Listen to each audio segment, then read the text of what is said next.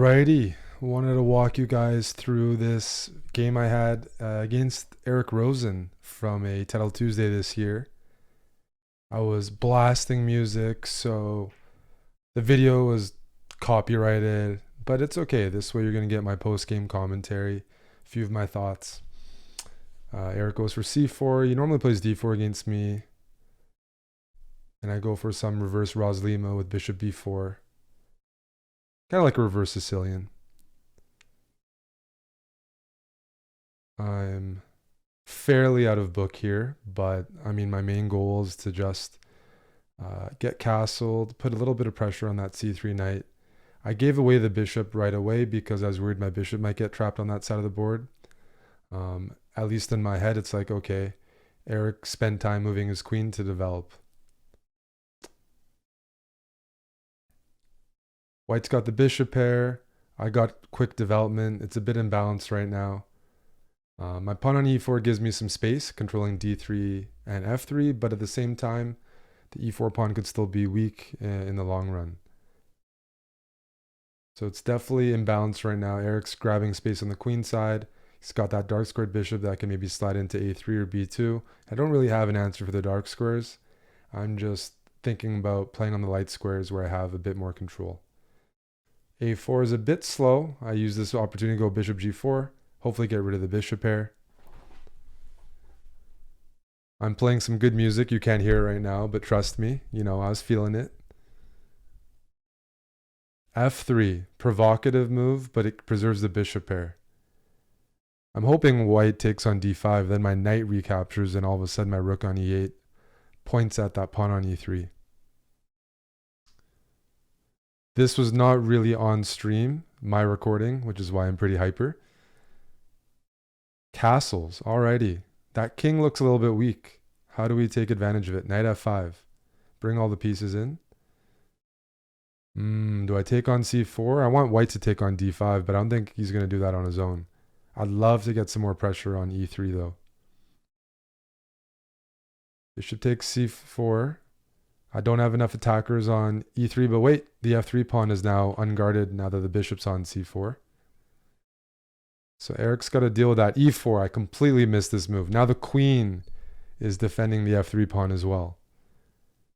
I'm playing pretty quickly, but so is Eric. And if I don't do something, bishop g5 is coming, and that's going to pin my knight, attack my knight on h4. And the more open the position, usually the better the bishops are. And white has a great pawn center. So at this point, I'm not too happy because I completely overlooked pawn e4. And I have to come with something right away before white gets settled. Bishop takes f3. I see something. I calculated something. But I'm getting a rook for two minor pieces. And I get a couple pawns. But wait, f7's hanging. What's happening here? This is crazy.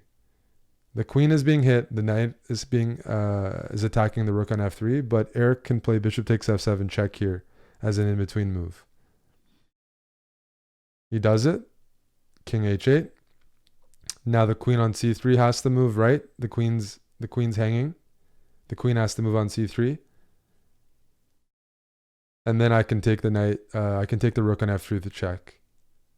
But unfortunately, I started realizing I might have overlooked something. Because Eric's taking time now instead of moving the queen. Bishop e8, I completely missed. I can't take the queen because rook f8's checkmate. The back rank is now unguarded.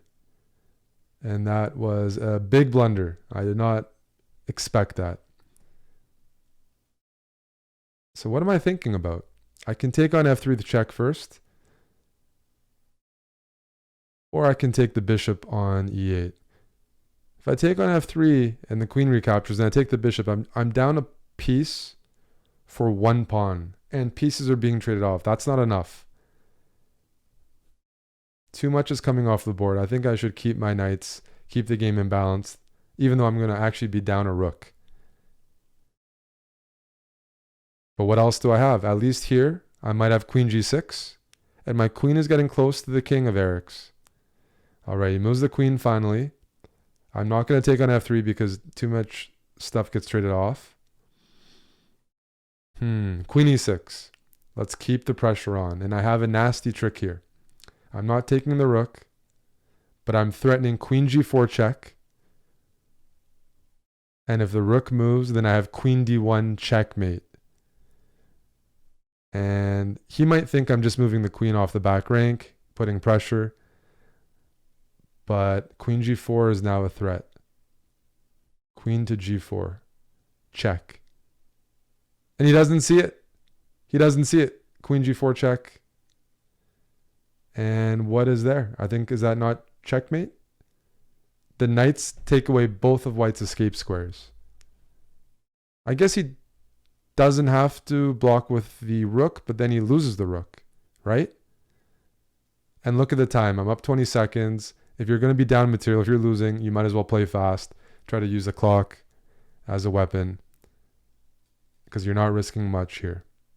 Alright, he moves the king there, but now I have queen g2 check.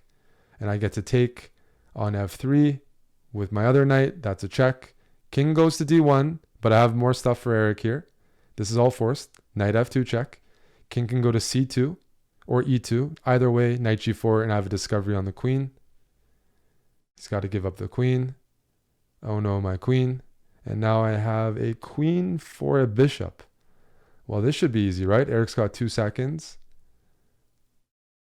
But he's still playing on. He's very good at stalemate tricks. I got to watch out. 30 seconds to 1, and I'm up a queen. Why isn't the game over? All right. Let's not blunder the back rank. Queen d3 check. King's going for a run. I would probably play h6 here just to make sure I never blunder, but let's trade the rooks. That's another way of ensuring I don't get back ranked. All right, b5 no longer has defenders. I'm going to take b5. Nope. Cover the back rank first. Make some safe moves. Let me grab that pawn with check.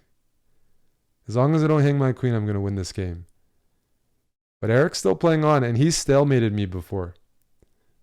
That's probably why he's playing on. All right. Let's not take all of the pieces because then... Oh. Fortunately, white flagged. But, I got pretty lucky here. I definitely don't feel like this was the cleanest game. But after queen e6, I was kind of proud of this move because queen g4 is kind of... queen g4, queen d1 is kind of easy to miss. For example, rook f4. I have queen g6 check. Queen g2, king e1. Do I have anything else? I have rook e8.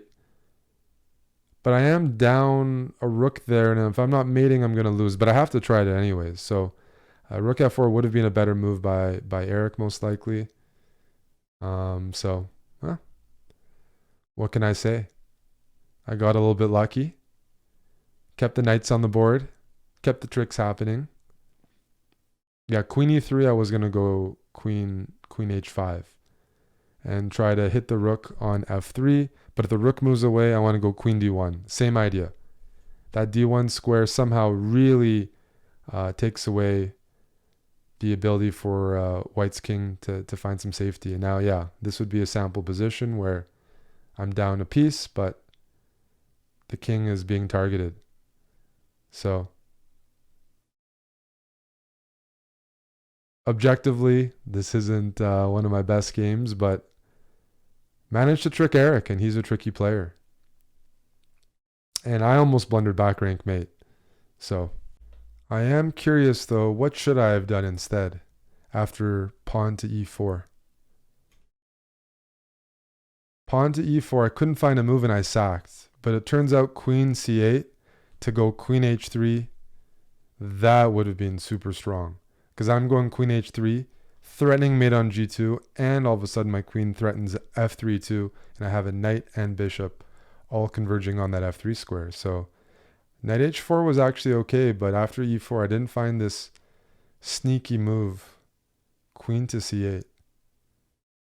This is what I was hoping would happen in the game. Knight e4. If Eric had retreated with bishop e2, which is what I was expecting, I was just excited to see this.